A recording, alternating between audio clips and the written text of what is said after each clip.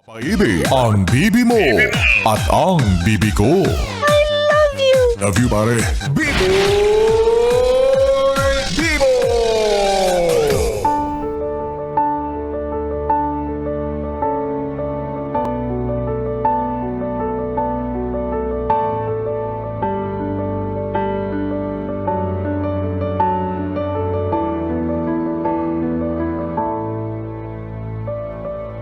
Yes, friend, ako'y nagbabalik, DJ B-Boy Bibo, para sa ating tuloy-tuloy na BB Time, para sa mga yes, friend natin na people pleaser.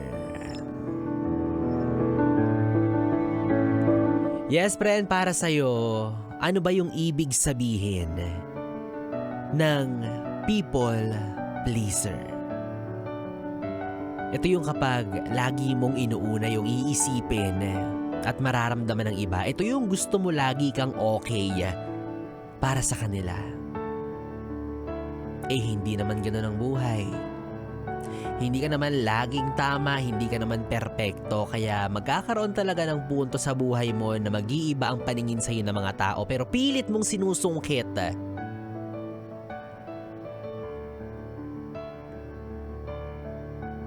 yung pag-asa na maging maganda yung tingin nila sa'yo. Kahit ang totoo, hindi ka na okay sa ginagawa mo. Pero pinipilit mo pa rin kasi ayaw mong may masabi silang hindi maganda tungkol sa'yo or maging pangit yung pakikitungo nila para sa'yo. Alam nyo, para sa akin, minsan normal naman talaga to, no? Talaga namang darating yung mga pagkakataon sa buhay natin na magpi-please tayo ng iba. 'Di ba? Sabi nga nila sa ngalan ng pakikisama. Of course, it's part of our life. 'Di ba? No man is an island. Kailangan mong pakitunguhan, pakisamahan ng maayos yung mga tao sa paligid mo. Pero hindi ibig sabihin nun na wala ka ng limitasyon. Lalo na kung alam mong hindi ka na okay, 'di ba? Hindi ka na komportable sa ginagawa mo para lang maging pabor sa kanila.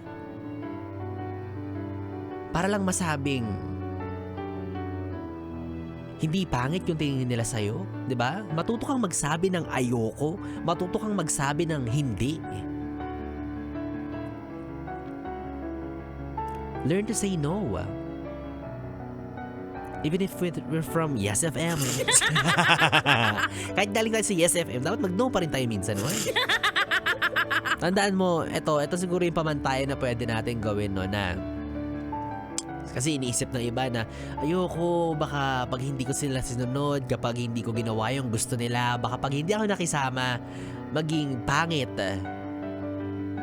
yung ugali ko. Hindi lang yung tingin nila sa akin, maging ako sa sarili ko, baka mapangitan ako sa ugali ko. No. Gawin nating pamantayan na magkaiba ang pagiging mabuti sa pagiging mabait.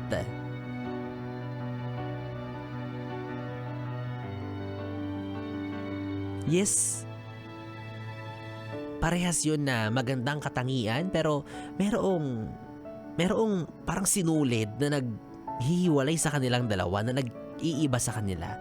Yung pagiging mabait, kahit anong matanggap na lait o salitang masasakit, hindi pa rin niya nagagalit. Gagawin nila kahit pa makakasama sa kanila. Yung talagang susunod lang sila kasi nga mabait sila. Kalimitan, naaabuso na. Kumpara sa pagiging mabuti na oo, maayos pa rin yung pakikitungo mo sa ibang tao, pero alam mo pa rin kung hanggang saan ka lang magsasabi ng oo. Alam mo pa rin kung hanggang kailan mo tatanggapin yung mga bagay na ipinapagawa nila sa'yo o na gusto nilang mangyari sa buhay mo. Kaya alam niyo, isa lang naman talaga yung lesson na itinuturo sa atin, no? Kung bakit hindi tayo dapat maging people pleaser. 'Di ba? Kung bakit hindi natin kailangang iayon yung bawat kilos at galaw natin at kaisipan natin sa gusto ng ibang tao. Yun ay para magkaroon tayo ng sariling prinsipyo.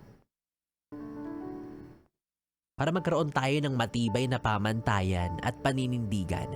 Yung talagang galing sa sarili natin. Kasi mahirap kung yung mga paninindigan at paniniwala mo sa buhay ay magmumula lang sa ibang tao, 'di ba? Kumbaga hindi ikaw 'yan.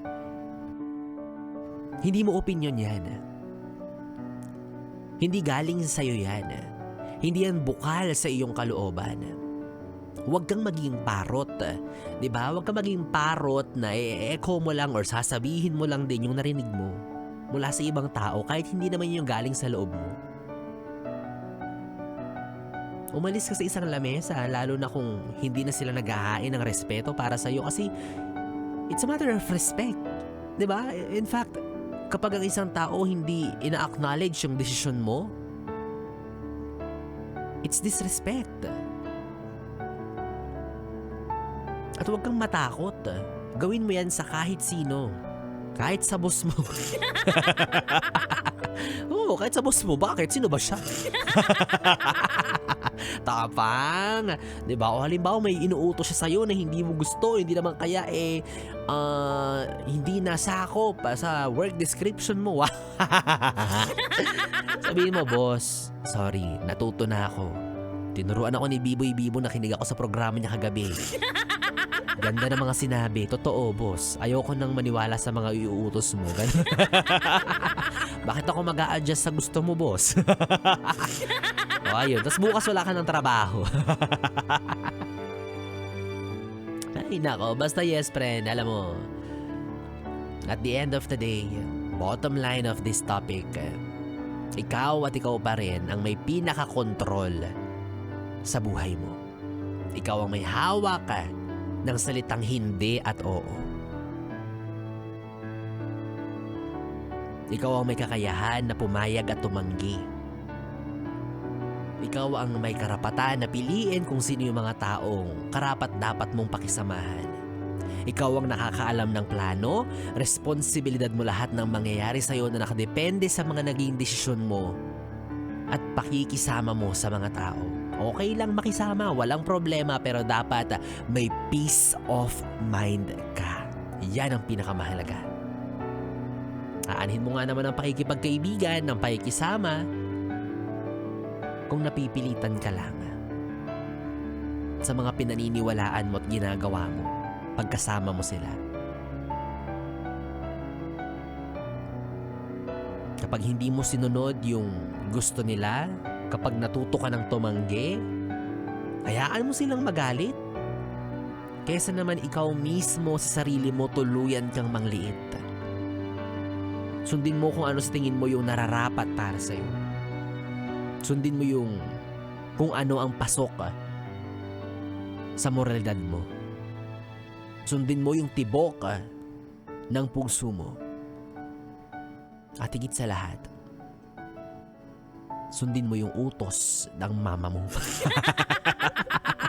Diba? Yun yung pinakamahalaga. Tanggayan mo na silang lahat, wag lang ang iyong mama. Oo, wala kang uuwi. Sabihin mo sa mama mo, ma, hindi ako people pleaser, hindi kita susundin. Ganon. O sige, lumayas ka sa bahay na to.